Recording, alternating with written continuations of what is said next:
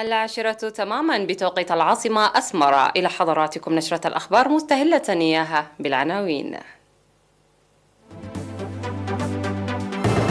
إصابة 20 مواطن بفيروس كورونا اليوم.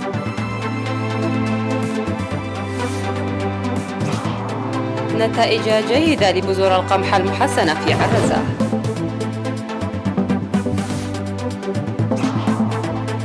حماية التربة والمياه في سجنيتي. قصف إسرائيلي يستهدف مواقع في وسط وغرب سوريا.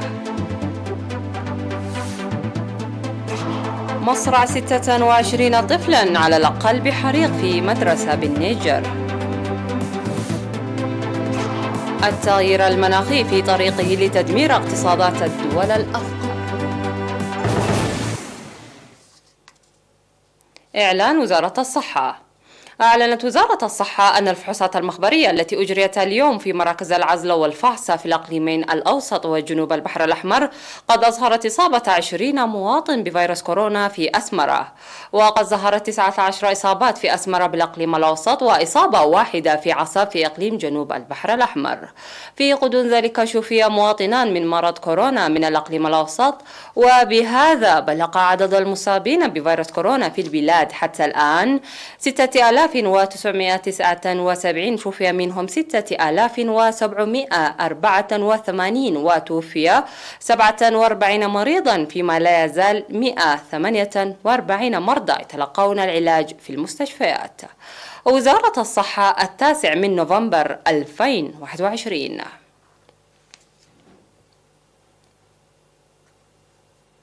أفاد مسؤول الزراعة في مديرية عرزة السيد محرة أرآيات تحقيق نتائج جيدة من زراعة 3 أنواع من بذور القمح المحسنة هذه السنة.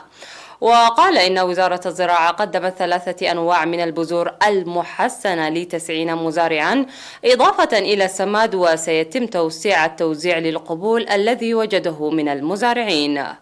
وأشار إلى هطول 1054 ملم أمطار في منطقتي عرزة وميدما، ونتيجة للهطول الجيد للأمطار التي بدأت من منتصف شهر يوليو فإن المزارع توجد في وضع جيد، ولأن الأمطار لا زالت تهطل في غير وقتها فإن على المزارعين الإسراع في الحصاد توخيا من تلف المزروعات. وذكر امتلاء 14 سد و55 حفير في المديرية بالمياه، داعيا إلى جمع الحشائش وتطعيم المواشي. وأوضح المزارع داويت التوقعات لحصاد وفير من أنواع القمح ال3 الجديدة، داعيا وزارة الزراعة لإيصال بذور القمح والسماد لجميع المزارعين.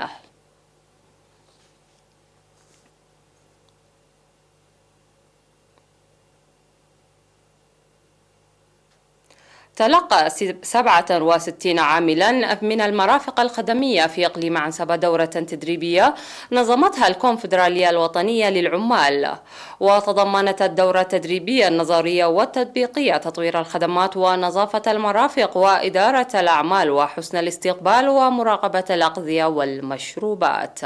وأوضح مسؤول الكونفدرالية الوطنية للعمال في إقليم عنسبة السيد أتو برهان قبرات في مراسم التخريج أن التدريب جزءا من مهام تقوية العلاقة بين العمال وصاحب العمل وزيادة إنتاجية العمال كما ونوعا. ودعا مسؤول الإدارة والمالية في المكتب المركزي للكونفدرالية الوطنية للعمال السيد تسفاي قرماي المتدربين لتطبيق الدراسة التي تلقوها للارتقاء بالخدمات. من جانبه أوضح المدير العام لقسم السياحة في إقليم عنسبة السيد سالم علي سالم أهمية الموارد السياحية في الإقليم، وأن التأهيل سيستمر لتطوير القطاع وخدماته.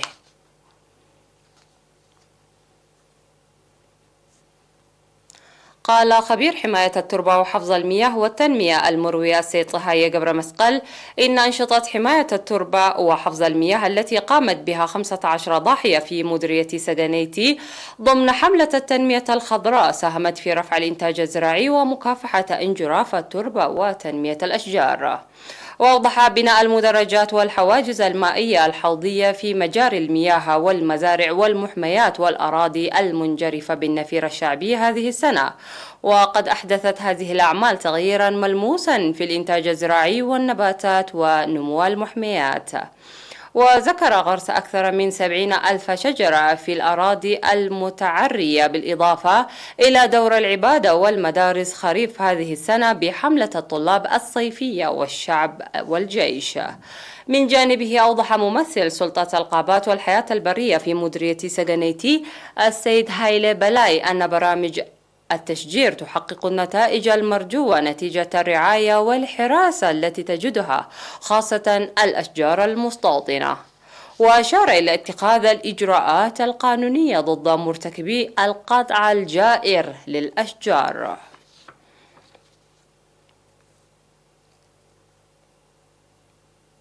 أكد الاتحاد الوطني للمرأة الإريترية فرع جوبا في جمهورية جنوب السودان في الاجتماع الذي عقده في 7 نوفمبر المساهمة للدفع بجميع جوانب برامج التصدي. وأوضحت رئيسة الفرع السيدة روشان برهي ونائبة الرئيس كبرات ولدي في الاجتماع التقييمي أن المرحلة تتطلب تفعيل أنشطة فرع الاتحاد التي كانت مجمدة بسبب وباء كورونا، وتنفيذ أنشطة التنظيم وتقوية قدرات المرأة وإنجاح البرامج الوطنية. وشرحتا البرامج والأنظمة الموضوعة داعيتين العضوات تقوية التنظيم وتعزيز المساهمة. وقدم مسؤول الشؤون الشعبية والجاليات في السفارة الإريترية السيد فؤاد محمد شرحا حول دور الاتحاد الوطني للمرأة الإريترية لتقوية الصف الوطني والتصدي المرحلي. كما قدم عضو السفارة السيد طعمي كبرأب توضيحا حول دور المرأة في المجتمع الإريتري. وأكدت المشاركات في الاجتماع على العمل لرفع الوعي وتقوية الصفوف لإنجاح مهام المرحلة.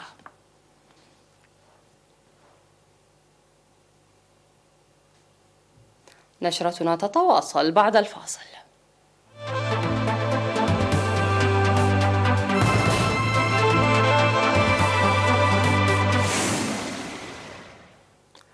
أصيب جنديان بجروح جراء قصف إسرائيلي جديد استهدف مواقع في وسط وغرب سوريا وفق ما أفاد الإعلام الرسمي السوري.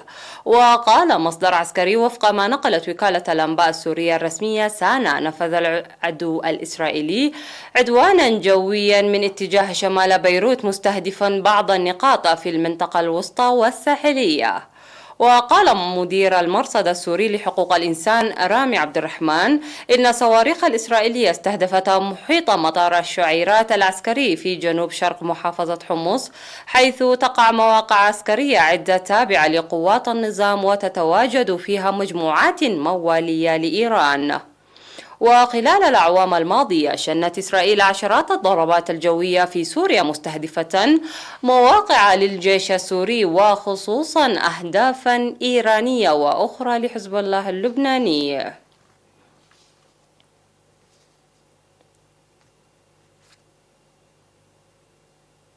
لقي 26 طفلا على الأقل تتراوح أعمارهم بين 5 و6 سنوات حتفهم في حريق اندلع في مدرستهم في مرادي جنوب النيجر، وفق ما أعلن حاكم المنطقة شايبو أبو بكر في تصريح لوكالة فرانس بريس. وأضاف الحاكم: لدينا حتى الآن 26 وفاة و13 إصابة، من بينها 4 إصابات خطرة، موضحا أنهم تلاميذ في المرحلة الإعدادية تتراوح أعمارهم بين 5 و6 سنوات. وبدأ الحريق في صفوف من الأكواخ العشبية. وفي أبريل قضى 20 تلميذا في حريق اندلع في صفوف دراسية في حي شعبي في نيامي. وبهدف معالجة نقص الفصول الدراسية، تبنت السلطات في النيجر التي تعد من أفقر دول العالم آلاف الأخواخ من القش والخشب، حيث يتلقى تلاميذ حصصهم الدراسية وأحيانا يجلسون على الأرض.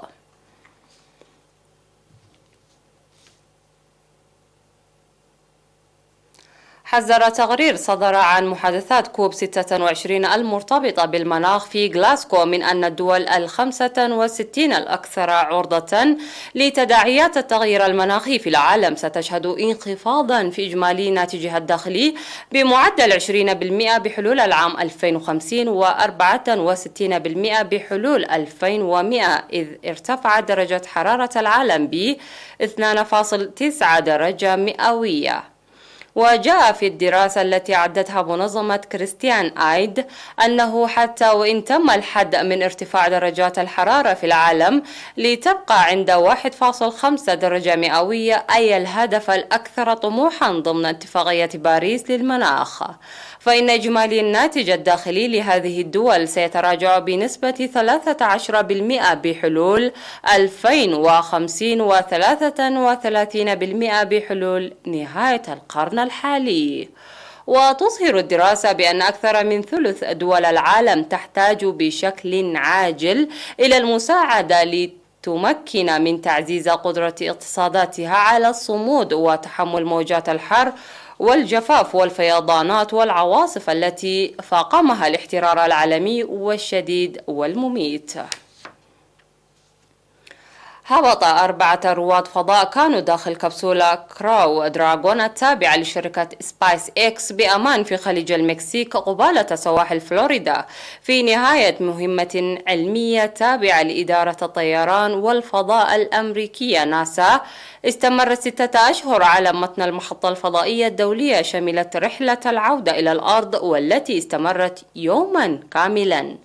وهبطت كبسولة دراغون بوساطة مظلة في البحر، كما كان بعد رحلة عودة عبر الغلاف الجوي للأرض بثتها وكالة ناسا على الهواء مباشرة عبر الإنترنت. وكان رائد الفضاء الفرنسي توما بيسكيه رفقة 3 من زملائه على متن الكبسولة عائدا من محطة الفضاء الدولية، حيث أمضوا قرابة 200 يوما في المدار في مهمة في الفضاء. وعلى مدى 3 أسابيع سيخضع بيسكيه لمجموعة من الاختبارات العلمية، لكنها لن تمنعه من رؤية المقربين منه.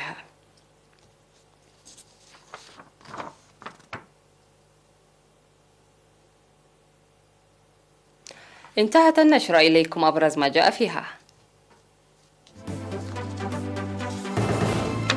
إصابة 20 مواطن بفيروس كورونا اليوم.